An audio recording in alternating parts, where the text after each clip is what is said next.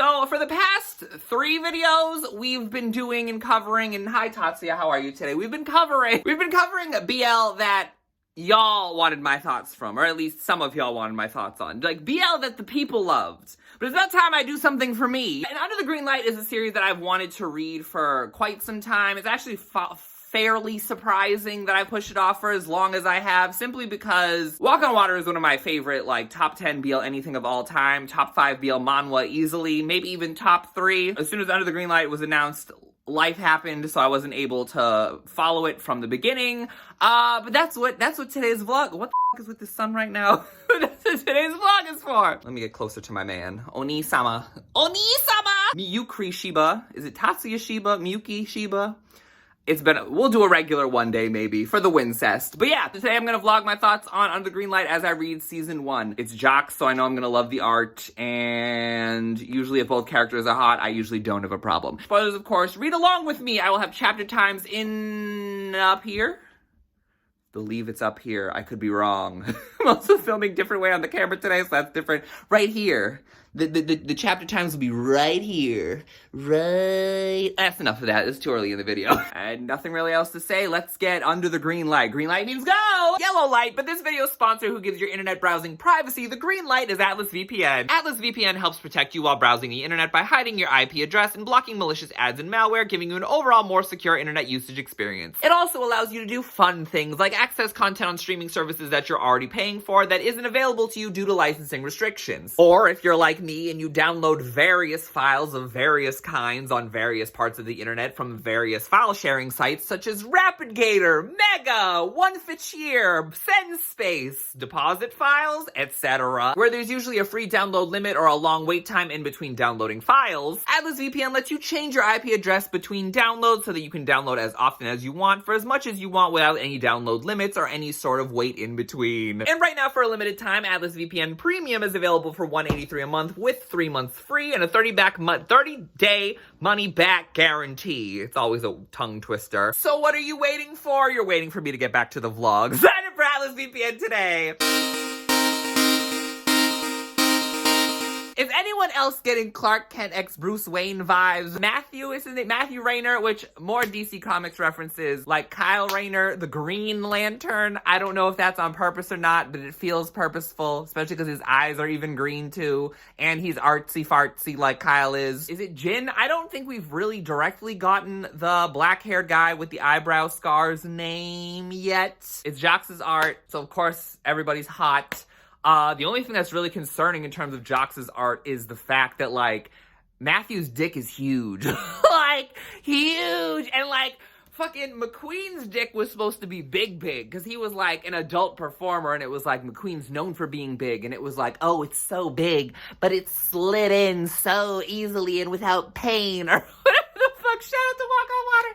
That was my shit. I mean, impressive, I guess is the word you could describe it, but it's more so distracting. Have you ever seen, like, a silicone dick? Like, there are certain adult performers and just people in general who have gotten, like, silicone injections into their penis in order to let it make my monster grow. So, like, it kind of is giving that. But I'm very much enjoying this so far. The story is very cute, which is weird to say because it's about, like, a mafia guy and a college student and their canoodling. Going into this, a lot of people said that the writing is not as good, and I mean, I'm only 3 chapters in, so I don't know what that's gonna end up being, but, like, it could be better or worse. If they're hot and they're fucking, that's really all I need. Like I said, like, the Bruce Wayne x Clark Kent vibes are, like, real fucking strong. Like, we have, like, the guy in flannel with glasses, mild-mannered, and then we have the edgy, business Jace, slick back black hair, angry looking, has an edge to him. It took me a little bit. I was like, what does this remind me of? And I was like, oh, they kind of look like Clark Kent and Bruce Wayne. And then as they started interacting, it was reminding me of certain dojins I've read of Clark Kent and Bruce Wayne, or Batman and Superman particularly. And I guess the last thing is that, like, I hate that this shit, first of all, it's called Under the Greenlight, and I guess killing stocking spoilers. But, like, I was triggered from the beginning, since it's like, be careful, make sure you check the crosswalk before you cross. And it was like, Under the Green Light. It's like, at least the light is green this time and not turning red. Bum. So it is Jin. Jin is the man with the forehead scar who apparently also probably has amnesia. Part of that amnesia, I'm guessing, is that he doesn't remember interacting with Matt when Matt was young, because some guy told Matt that if he wants something, he should do it. He needs to take it. And that's what influenced Matt to become a sculptor. And so they're probably indirect childhood friends.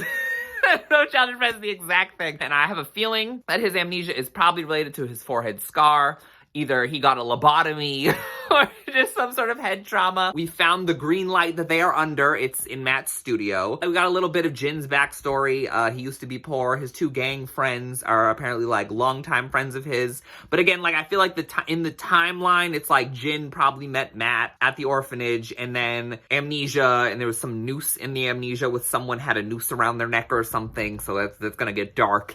And then he met his two friends, and then they were all poor together, all bimbos, and then they ended up working for this construction mafia, whatever the fuck. It's not trying to say that it's anything other than what it actually is what I'm gathering. It's not a good or a bad thing. It's just interesting that it's like, they know each other in the past, probably.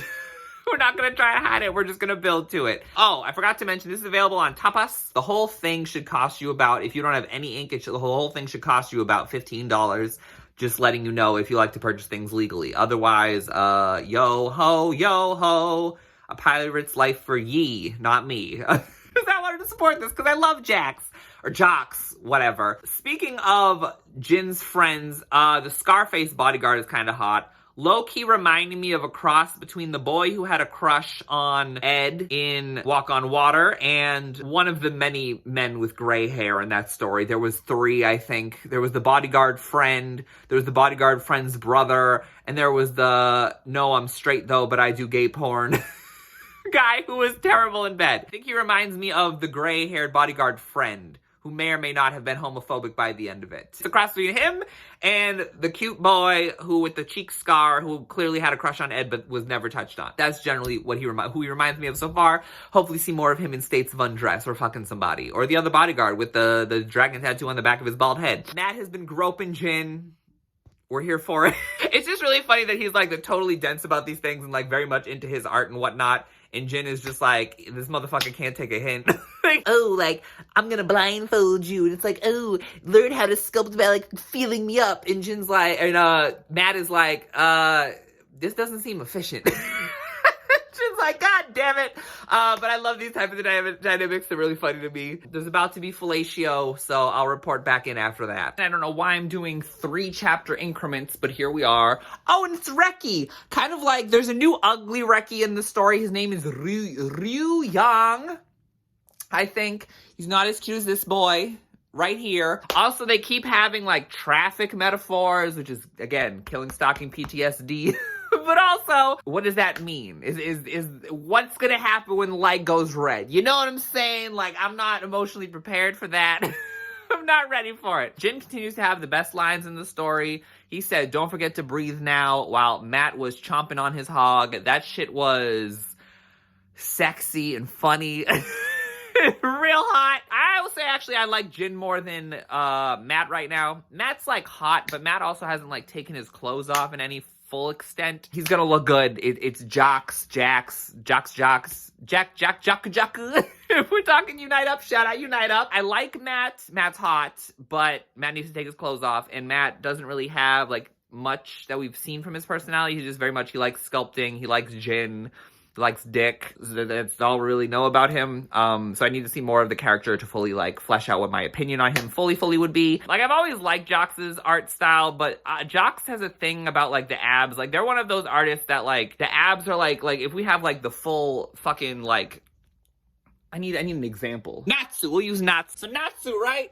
This is Natsu. Hopefully you can still hear me. This is Natsu. It's my boyfriend. So this is Natsu, right? This is Natsu's abs. So, like, you see how, like, the abs, like, fill out the torso? Jaxx has a thing about, like, the abs are always, like, they, like, fill this, and there's all this white space on the sides. There's not really any obliques or anything, which has always been kind of, like, a thing that I'm just kind of like, I don't love it. I don't hate it. But I wish they, like, used, I guess, space better. I guess you could say. The proportion of it, I think, could be better.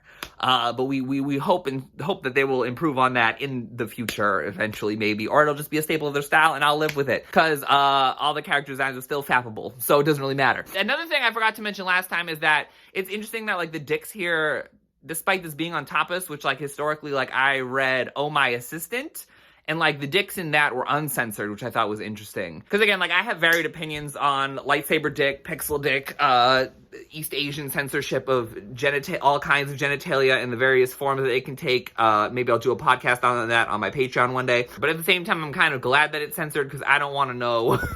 I don't know if I want to see these long decensored. I don't know if that's something I need in my life. And again, like I'm a fan box contributor. I give them like $5 a month to 8 Degrees. Shout out to 8 Degrees. 8 Degrees is like one of the like mega dick, like mega dick. So I'm not opposed to it. I think it's because it's so big and it's so censored. That's what's weird about it. I feel like if I saw it just decensored, it wouldn't be as weird. I'd be like, damn, it's a big ass dick, but I wouldn't be like this is off to me, because again, I've consumed art from Suyohara for years. Like I'm on the fan box of fucking 8 Degrees. There's plenty of artists and mangaka and whatnot who specifically draw like huge dicks in their art and in their comics and whatnot that I'm used to and I consume and I enjoy. But like, I don't know, here I think it's just because Walk on Water things were fairly proportional that like this time around it's weird to see them be not as proportional. Like I think the transition is jarring. If it was pixelated, I feel like I wouldn't be as, I'd be like, damn, it's a big dick, but again, it's not like as, I guess, like popping out in my face, like almost poke my fucking eye out. On the positive, we have a bunch of new characters that have been introduced and named at this point. We have Sung-Chi, who is my favorite. I love him. He's hot and adorable and goofy. I high-key ship him with the cafe owner. Like there could be something there if she takes charge. He's adorable. He's really funny. And I've said he was hot from the beginning, so there's that. There's Yoon Bal, who is the masochist. Just kidding. The bald one with the dragon tattoo, who is also a masochist. We've also met Ryu Yang, who is ugly Reki. This Reki is cuter. Did I mention it? I feel like I've already done this already. Last chapter, I was thinking, I'm like, the teacher's definitely going to be a romance antagonist. They're definitely going to try to, something's going to happen with them, and they're going to try to do something to Matt, and that's going to be a whole thing, and Jin's probably going to get involved. Like, I'm getting romantagonist vibes. He was already patting him on the shoulder. Apparently, he's not nice to anybody else. He was like, oh, if you need money, I can support you. I'm like, yo. In Jin's organization shit, he's a member of an organization. He has a boss who's the chairwoman. The chairwoman is a rival to some other guy who's kind of hot in an old goofy way, even though he's kind of an asshole, but I mean, my type. And so they're both bosses, and they're rival bosses, and Jin is below technically both of them, but Jin works for the chairwoman, but both of them I think are under another boss, which both of the two separate bosses are under. So I guess it's the structure of the organization. And so Jin apparently had a thing with the mega boss, who we've gotten like a silhouette of, so I'll be intrigued to see what he is. But we've also met the boss that's the rival to the chairwoman boss, and he is kind of hot. See if anything happens with that, even though he got his face fucking smashed by Jin outside of an elevator. And then the cafe owner, she's nice. She's a cafe owner. The cafe owners in these stories are usually just like, they exist to exist. They don't really usually have character like in PJ Alex. So there's that. About a fourth of the way in. This might take longer than I thought it would, but I'm enjoying it so far. Just got done chapters 10 to 16. And as per Jax's brand, this shit's fucking hot. That was honestly like quite honestly, well, first of all, they fucked, obviously. It's bound to happen. Speaking of bound, I will say the only issue I had with the sex scene, or only negative, I guess I could say, of the sex scene, is that Matthew was like, he had his wrists tied with Jin's necktie behind his back, and he was laying on his back being ridden by Jin, and that just sounds like an incredibly undesirable sexual experience. That was the only negative, because this was honestly, quite honestly, like top 3 sex scenes that Jaxx has ever drawn. Like, quite honestly, like, woo, that was a good one. My favorite panel, like, without question, out of all of it, is like before penetration, where Matthew is laid back, and he's like looking with his face of longing and blushing, and his dick is erect, and he's like, Jin, and, like, he needs that shit. That shit was sexy. That shit was sexy. I would say, like, it's not, like, the best, like, body display I feel like I've seen from Jaxx. The name is gonna change throughout this. Y'all know me. Yeah, no, that shit was nice. Fucking nice. But also just like the bodies weren't the best drawn, I think, that Jaxx has done, and I feel like some of the positioning wasn't that great, but I don't know, like the overall execution was like spectacular. The sex was spectacular. Shout out Keely Williams. Other things that have happened doesn't matter because it wasn't the sex. I appreciate that Jaxx consistently uses condom in their sex scenes, both from Walk on Water and so far this as well, from the 2 sex scenes that have happened between Matthew and Jin and the rando at the club. Generally, like when we're talking about pornographic consumption, I feel like the use of condoms is not necessary because, again, these are not educational tools. Like, you should be getting comprehensive sex education in your school to know to use condoms, but obviously that shit is lacking in certain places because of puritanism and homophobia and patriarchy and etc. And underfunding of education, at least in my country. Can't speak for others, obviously, because I don't live there. But yeah, but it's always interesting, and I think it's just nice to see variety, to have condoms included in sex scenes. If there's condoms in the sex scene, like, cool. If there's not condoms in the sex scene, cool. Like, it's not a good or a bad thing either way, but it is nice to see more of it, just because I feel like it's just like an added layer of detail to a character, to characterization, to whether include condoms or not. And like, obviously the overwhelming majority is like no condoms, which is fine, but I think like the inclusion of condoms adds like can add a different kind of characterization to a character that they've decided to do these things, both reflecting their sexual experience, how they are as a person, like the inferences you can make on a character. Like, if someone isn't using condoms, like, okay, it's typically a more reckless person, someone who probably doesn't particularly care to use them, someone who is just kind of out here literally willy-nilly with their willy-nilly. But with, like, condoms, it's like, okay, this is someone who's more careful, this is someone who, like, not necessarily that, like, having sex with or without condoms is, like, one is, like, better or worse than the other, but it does genuinely reflect how a person is, because, like, someone who uses condoms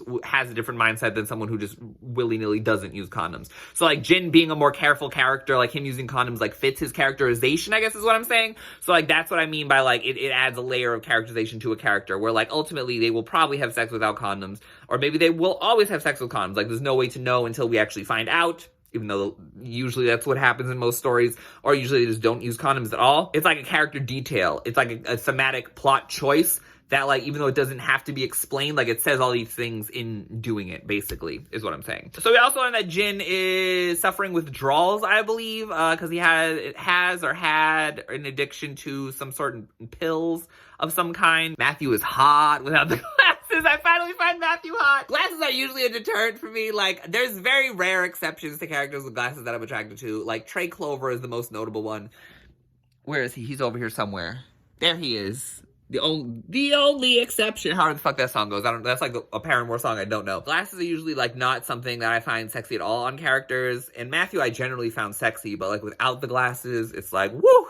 Leaps and bounds! Speaking of Matthew's glasses, fuck him, because he doesn't actually need glasses. He was told to wear glasses because it wouldn't bring attention or something, because he's not emotive or some shit. Fuck him. Like, I wear contacts. I've been wearing contacts since I was in 7th grade. I've been wearing glasses since I was in 3rd grade. I hate him. I hate Matthew, but he's so fucking hot. So, we've met Brandon Lee, which sounds like an eerily familiar name of, like, I don't know if famous person is the right word, but a public figure. Is there a public figure named Brandon Lee? Maybe I know a Brandon Lee and I just can't remember who.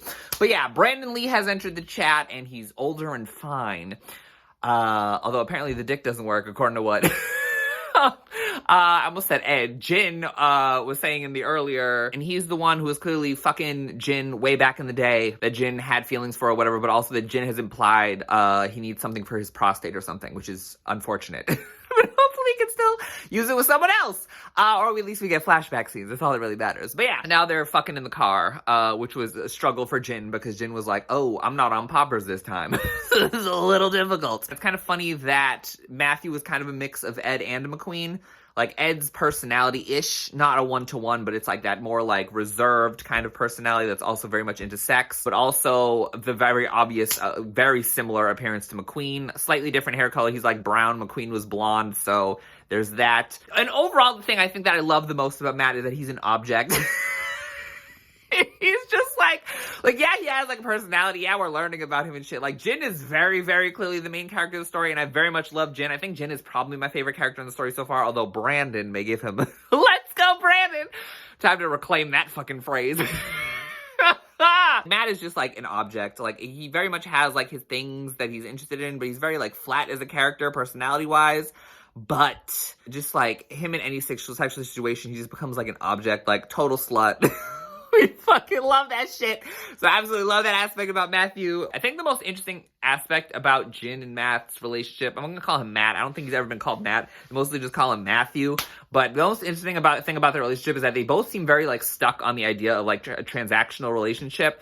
Like, oh, be my model, and like, this is the modeling fee, or like, oh, here, let me give you a check, or like, oh, think of it, I want to do this just because I want to, but it's like, oh, now he's doing something for me, now I have to do something for him. Like, they go back and forth about this, which I think is very interesting, and I feel like we'll probably be explaining backstory where they feel like everything has to be transactional. Everything has to be like, oh, if I give you something, then you have to give me, it's actually the inverse of that. It's like, if I'm giving something, I have to give something. They're not like trying to put each other in debt. It's more just like, oh, you did something for me, so I have to do something for you. Like, they feel like the guilt of having to do that as opposed to just doing nice things, which I'm sure will be something to explore as they go on their couple's journey. And then the last two things is, I mean, I already mentioned the car sex. Not the best sex scene, but it's fully clothed and it's in a car. And like, car sex is never a good idea in real life either. Quite frankly, depending on the position and the people. But I mean, and the size of the people, I'm like 6 feet. It's not ideal. I definitely enjoyed Walk on Water more because it was like more focused on like sex work and like the porn industry. And like, that's just more interesting to me. I've seen a million Yakuza stories in BL. I've seen a million gang stories. Like, this kind of thing is whatever. I found just Walk on Water's premise more interesting, but I would say like Under the Greenlight is very much more standard in terms of its premise, and its like general plot. But I don't think anything about it is like exceptionally worse than Walk on Water. It's just my interest in Walk on Water was much stronger simply because of the specific setting and things that it was tapping into. The only other thing I would say, like, even with this, like, I find the couple here more, I'll say right now I found them about attractiveness about the same, because the thing is, like, in my mind, I'm like, I think I find Jin and Matthew overall more attractive, but I don't know if I fully believe that yet, because Ed and McQueen, like, in terms of, like, individual characters, Ed is probably in fourth out of the four, out of McQueen, Ed, Jin, and Matthew. I think Ed is probably the person I find the least attractive. I think Matthew is actually second to last. I think second is Jin and number one is McQueen as of right now. And I think the main thing is just like Matthew still feels fairly hollow as a character. I feel, again, he feels like an object, which I appreciate. You're always here for the objectification and the fetishization and the normalization and the whatever the fuck else. Ed, I liked as a character, but y'all know I have a thing about dots on characters' faces. Ed's arc as a character, I feel like I didn't fully love, and like, feel like he had an unattractive phase too. Ed I liked as a character. Ed was hot, but Ed is not as hot. Is definitely not as hot as Jin, and not as hot as Matthew. Matthew is really hot, but Matthew I only have like a physical attractiveness to at this point. I don't really have a character attractiveness to. Whereas Jin I absolutely find attractive as a character and physically, and like McQueen even more so. I could see Jin maybe surpassing McQueen by the end of this, but we'll just have to see how things play out. Info dump, character list, finally got names of some characters, got everybody's age, height, name, age, location. Didn't have zodiac signs or birthdays, which is interesting, but they had, what is that shit called? I did a video on it like a few months ago. It was like last year, but what the fuck is that shit called? The 16 personalities, whatever. INTP, ETFJ. GIFs a fuck. They've been taking a break. Not like emotionally, not like anything bad happened. It's just, Jin had work and Matt didn't. Matt continued his life, although we'll see where things are going, because it seems to be implied that Matt may or may not have taken the dream pills that what has been confirmed Jin is addicted to. Apparently has been an addiction he's been dealing with for 10 years. And I mean, addiction doesn't go away overnight. It's not like you get treated once and that's it. Like, people relapse, it happens. So it's interesting that we're getting a story about addiction mixed in with this. They finally got reunited after like 3 weeks of Jin not sleeping and overworking his own employees and himself. Moved out the car and was fucking in the hallway. For that scene, which is interesting. There's a lot of interesting quotes, but you'll see that in my notes on Patreon when I post this. So become a patron, you can see my full notes on every chapter by chapter. Character dumps, I guess. Like I said, Jin's drug addiction to dream pills has been confirmed. We haven't really gotten like the root of that, where it started, and all of that, but we do know that it's a thing now. It's been stated outright. He's seeing a doctor, or seeing the doctor that he's been seeing but been avoiding. The doctor is hilarious. The doctor was like, oh, do you want a dog? You should get a dog, it'd be good for you. And he's like, I can't even feed myself. I can't take care of another living thing. And it's like, we appreciate the honesty, also we couldn't. I think I said before how, like, Matt reminds me of, like, Matt feels like a mix of the aesthetic of McQueen with the personality-ish of Ed, like a different flavor, same brand as Ed. I think Jin reminds me, I realize he kind of reminds me of Chang, or Chong, probably. Chang! Probably Chong, I would assume, if we're going Sang-woo and Yang, it's probably Chong. So Chong, Chong is who Jin reminds me of. It's like Chong, but if Chong was likable, and not just a mega level asshole who happens to look nice. Jin both looks nice and is likable, so we fuck with Jin heavier. But that's who he reminds me of, so I feel like maybe that was like the inspiration and intention, is like, let me tell a story of a character similar to Chong, but isn't quite Chong. In fact, Brandon reminds me much more so of Chong, but he's like Chong with a personality. But even he doesn't have much personality, but I should say everything I should say about Chong's personality. Matt, on the other hand, is a yandere. Fully confirmed, and may or may not be a bun killer, which would make him irredeemable. We learned backstory that we knew the story about like his orphanage, and they got like a pet bun being a bunny, and then they got a pet bun, and then the bun died. But the bun died shortly after he finished his clay sculpture of it, which is what got him into sculpting. And it seems to be implied that he may have killed the bun, but I feel like after chapter 25, I was like, oh, he killed the bun. But now I feel like he's having a dream, and he's saying like, no, I didn't do it or something, and so I'm like less inclined to believe that he actually killed the bun, but if he did kill the bun, he's irredeemable. If it's an accidental death, I'll forgive him, but if it's like he literally killed it because he just wanted to have a bun to himself, but I feel like the narrative is just trying to pose him in that way, because that's kind of Jin's perception of things, and we've gotten more of Matt being like the focal character, even though I do say and still think this is mostly Jin's story. I'm more inclined to believe that he didn't do it. Oh, and he was like jerking off until the point of blisters, which is like ridiculous. Get some Tenga or whatever. There was a new employee, and she said Jin is tasty. Relatable. I love her already, even though she's probably going to remain unnamed and we'll never see her again. Apparently, Jin and Matt are only 2 inches difference. They're 6'2" and 6'4", so they're fucking trees. In the concrete jungle. Jin is 6'2" and Matt is 6'4". I knew Matt was gonna be a fucking jolly green giant, but like, I didn't expect Jin to be that tall. I thought he'd be like 5'11". It didn't seem like it's only a 2-inch difference. Like, they seemed like further in height difference, but maybe I just haven't been paying attention to panels when they're across from each other. They have a 10-year age gap. Jin is 34 and Matt is 24. Very even age gap. They're both older than I thought they would be. I thought they said graduation for Matt, and so I thought he would be 22, but I mean, Korea, military service, people going to the college at any other time, or just any other list of factors outside of that anyone anywhere across the world could be going to college late. Or maybe because it's sculpture school, art school, maybe it goes longer. I don't know. Either way, he's 24. I thought he would have been 21, 22. And then Jin, I figure, would have been like 28, 27, because he's supposed to be older, and he's supposed to be like aged and like over it as an older person. But I didn't expect him to be in his 30s. Like, 30 is like senior citizen in a lot of manhwa, manga, and etc. So I'm surprised he's as old as he is, but obviously it's fine. We finally got a cast list. Most notably, we learned that the executive director of the Bumyoung Corporation, his name is Dennis Cooper. Only have 11 chapters left. Plus, I feel like an ending thing and probably maybe a bonus chapter here and there. Maybe like a slight epilogue. Who knows? We'll find out when we get there. Okay, honestly, I was going to go for longer, but chapter 27, so much has been revealed. So much good shit. So I only have like a single chapter's worth of notes, but it's juicy shit. I don't want to, because we're back in the place. We had like a flashback arc, a mini flashback arc. We got into the past of what happened with the rabbit. Well, this still vague, and now I feel like I was blaming the wrong person, but we'll get into that. But yeah, so we got into the past, and it turns out that Matt and Jin, the person who talked to Matt was indeed Jin.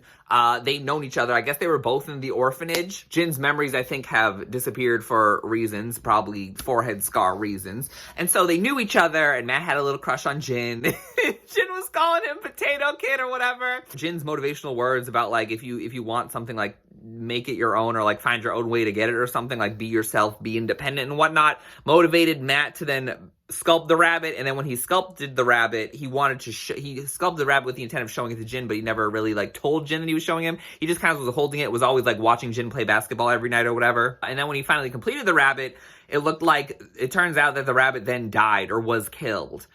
And it looks like it was killed, so I kind of have a feeling that Jin might have killed the rabbit, and that is going to be unfortunate. I don't know. That's like irredeemable. I mean, I don't need anybody to be redeemed, but that's just like, why would you kill the bun?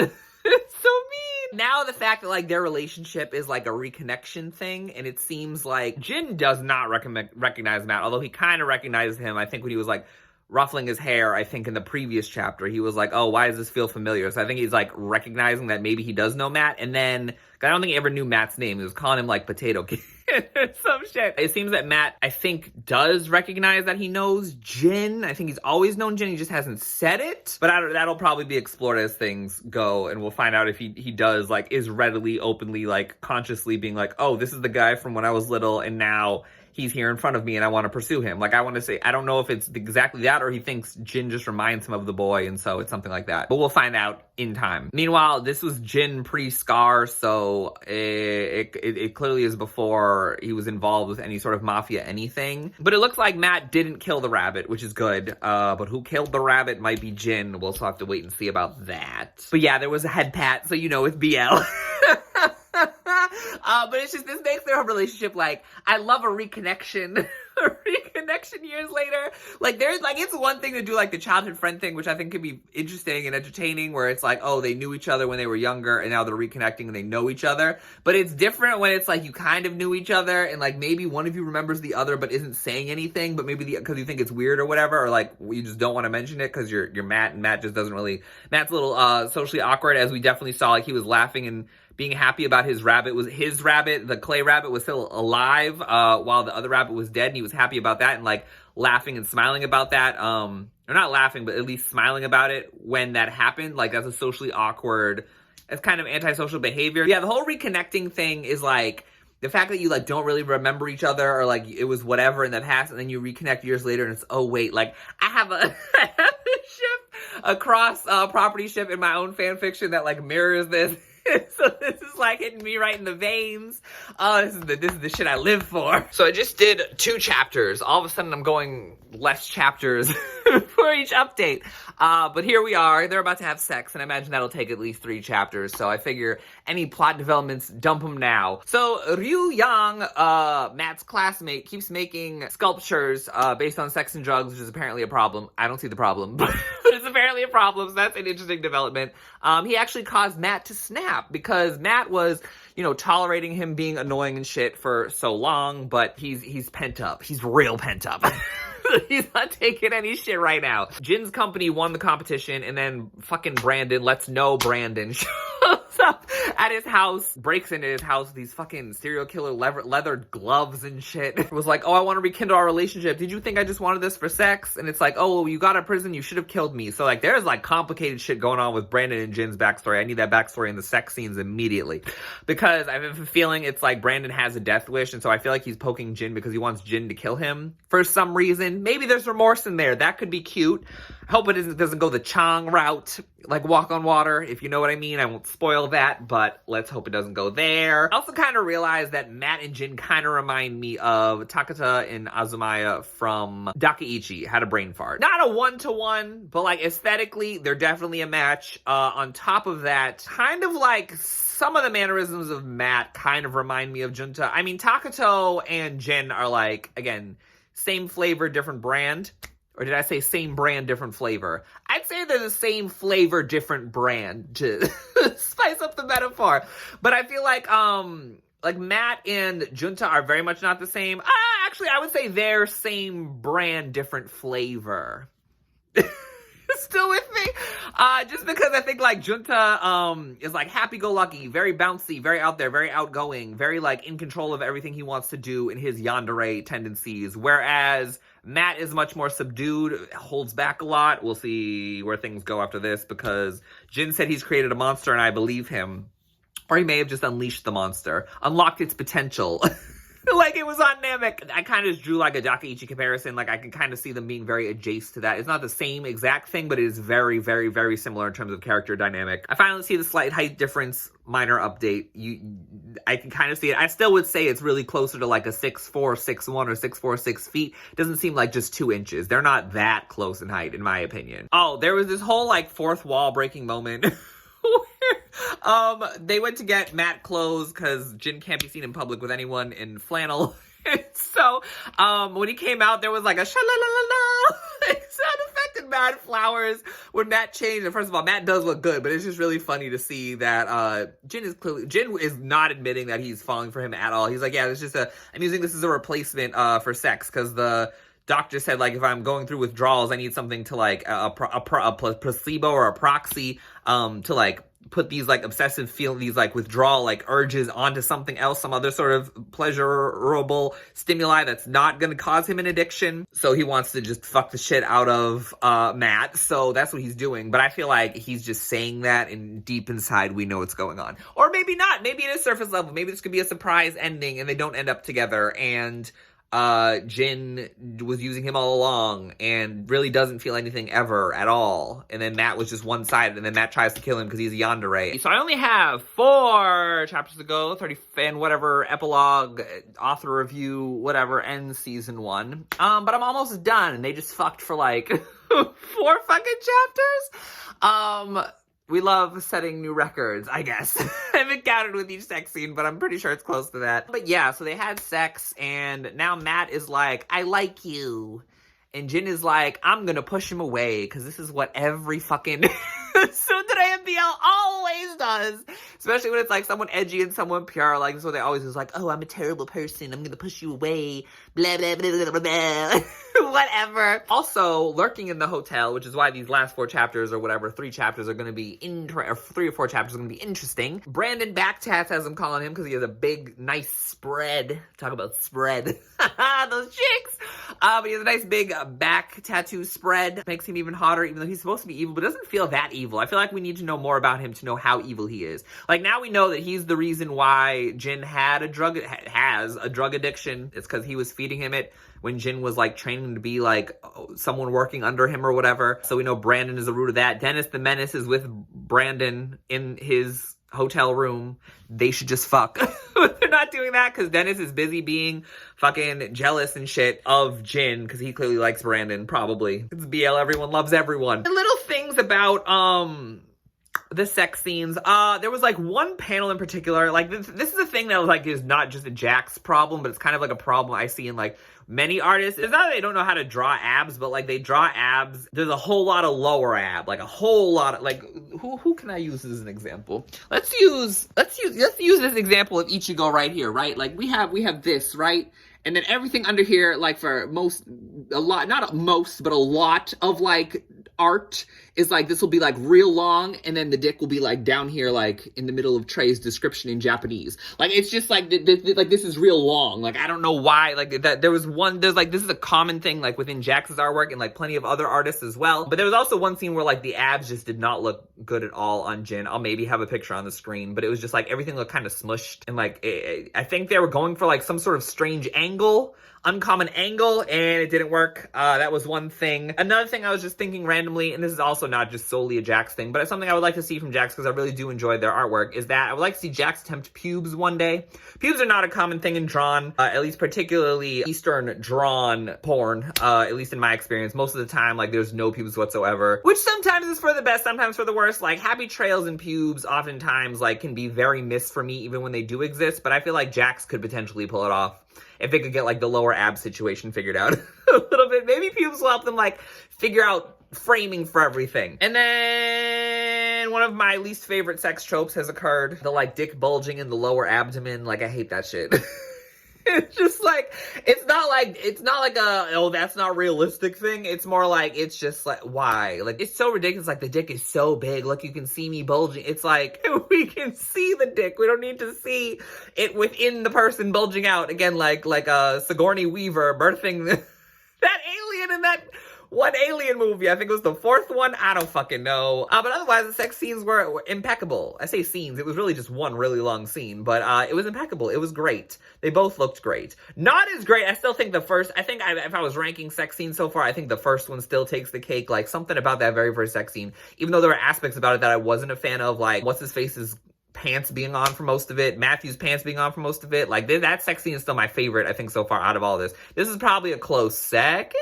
I believe this is probably the 3rd time they've had sex, so I think this would probably be second. Third would be the car sex, because they were fully clothed. Y'all know how I feel about clothed sex scenes. I guess just to wrap up this section, we're about to be into another flashback with Matthew and Jin at the orphanage and all of that shit. There's a priest involved. Pray for them. Yeah, overall, I would just say that this is exceeding expectations. Honestly, like I said, the story is fine. It's nothing, like, it's not like it's not killing stalking. basically is what I'm saying. It's not like crazy, innovative, like inventive. There are aspects about it that I'm like very much enjoying, like the fact that they've known each other from beforehand when they were at the orphanage. Do I like it better than Walk on Water? I'm gonna be honest, like with Walk on Water, I think I enjoyed part 1 of Walk on Water better than, or season 1 of Walk on Water better than season 2. And I still think out of season 1 of Under the Greenlight and then season 1 and season 2 of Walk on Water, I would say I think I enjoy season 1. I think if I were to rank the 3, third place would be Walk on Water season 2, second place would be Under the Greenlight season 1, and first place would still be Walk on Water season 1. Walk on Water season 1 was fucking sexless spectacular. Like, listen, it really and truly was. Epitomizing sexy spec if he was a manhwa. It's good, it's great. I'm giving it a 10 out of 10 so far. I still have a whole other season, at least one more season to get through. Last thing is just they kind of teased and low-key promised that Matt will bottom at some point. That better fucking happen, or I'll cry. Like, I'll cry big old yaoi tears about it. So it better fucking happen. So I'm done. I thoroughly enjoyed that. It's kind of where I honestly figured the season 1 would end with a, like, is he dead? I don't know. It's just kind of the vibe I got from this series overall. Like, as soon as, like, mafia shit was going on, I was like, you know what? Honestly, like, someone's gonna end up, like, either dead, for real, or maybe fake dead, or temporarily dead, or are they dead? And, well, probably not in season 2. The author's note basically debunks that. They're like, oh, there's still more of their story to tell in season 2. And it's like, well, clearly there's no risk here. But anything major, we got like backstory as to what happened with the rabbit. It turns out that it was the female teacher, orphanage person, who actually killed the rabbit. We never really got more than a reveal of that. It's a thing. So both of my boys are safe. They're not rebukable for killing a bun. Crisis averted. But it was interesting that, like, first of all, the fact that Jin saved little Jin saved little Matthew and then hugged him and blah, blah, blah, blah, blah. I was like, I was full of emotion. I was near crying if I wasn't tired. Bawling. But it was adorable. It was emotional. I love that shit. It makes them so much more cuter. That wasn't good English, but what else is new here on this channel? There's no E in Crispy Nats, and it would stand for English, but we don't speak that here. First of all, Jin remembered everything. That was the catalyst of all of this. But he called him Potato. Ah! He called him Potato! But yeah, Jin just killed like 100 people. Sidebar. But yeah, I mean, there's nothing else really to say. Jin just has more funny nicknames. He called, Matthew, Plaid Psycho in his phone. Oh, hilarious. He has the best nicknames. Oh yeah, one little thing. When the fuck are they actually going to work on this sculpture? I guess that's going to be season 2. The author's note seems to imply that season 2 is going to be a lot more lighthearted, which, like, I don't dislike or like, okay, that's the direction it's going. We'll see it whenever the fuck it gets here. It's just funny that, like, the whole catalyst of them getting together is like, be my model for my sculpture, and they have like literally worked on the sculpture like once, or he's worked on it off screen like 500 times. They're like, yeah, I'm working on it. It's like, we ain't seen shit. And I mean, that's leading up to like a reveal, I guess. But it's just funny that it's like the whole reason for being doesn't exist. So here we are. Dennis was over here being a menace. I expect he'll be punished. We didn't really see more of Brandon other than him telling Dennis to like get rid of Matthew or whatever. So that'll be interesting because Brandon's gonna be around in season 2. Oh, the fucking light. I hate it. What is it with Korean BL Manhwa and these damn walk signals going red? I can't stand it. I don't have the emotional bandwidth for this. It's too much. I saw the fucking sign go red and I was like, trauma! PTSD! But yeah, I think that's just about everything. I absolutely enjoyed this. Season 2, I'm hoping for even better sex scenes. These were already spectacular sex scenes. Hopefully we can get the bodies right. Hopefully we can get the dicks a little more reasonable, but probably not. Hopefully we can see Brandon have sex and Dennis have sex. Hopefully with each other. Season 1, I don't like to give ratings just on seasons, but season 2 isn't even out yet. So I would give this a 10 out of 10, like straight up. Like, I thoroughly enjoyed this. This was like exceptional. This was everything that I hoped for and more. I love Jaxx's art. So Jaxx telling a story. I wanted to see more of Jaxx's story. They definitely have even more potential, and this was already a solid story to start. Absolutely recommend it. Available on Tapas. Probably another sponsorship message coming soon with this video. And again, friendly reminder that Atlas VPN is available for $1.83 with 3 extra months free for a limited time now. Are you tired of RapidGator telling you to wait 2 hours in between free downloads? Sign up for Atlas VPN Premium at the link in the description or in the pinned comment and check out the petitions that are down there while you're down there. Season 2 apparently might be coming back soon. Who knows? Whoever fucking knows. Listen, I'm still waiting on season 2 of, or season 3, or it might be season 2. Season 2 of Ghost Love. Sleeping with the Ghost. Keo Balhan has run away. And is never coming back. But it is what it is, and yeah, overall loved Under the Greenlight. It gets the green light from me. And if you want my chapter-by-chapter notes that I took while I was reading Under the Greenlight, make sure to become a patron of mine at any tier. Or while you're there, make sure to watch my latest playthrough of Scoutmaster Season, or if you want to listen to my full Mother's Day review of Okasan online, or if you want to see my Spring 2023 seasonal anime guide, which is available for my newest patrons, Sneaky Fox, Sony, Mike Colapietro, Chu, Cynthia Vizcarra, X, SpongeBot64, Lynn, Teddy, Jonathan, and Kilwa Zoldyck. But my next video is actually gonna be another vlog like this, but we're not gonna cover something BL. We're gonna cover something BL adjacent, I guess. I don't know. Allegedly, I haven't seen it yet. Neon Genesis Evangelion. You're gonna hear my take on that. We're going basic in the month of June. I think it'll come out in the month of June. But yeah. Oh, is that Pride Month? Oh, this was unintentional. But here we are, early during Pride Month. Unintentional, but here we are. What is gender? What is sexuality? What the fuck and who the fuck is getting in this robot? Bye!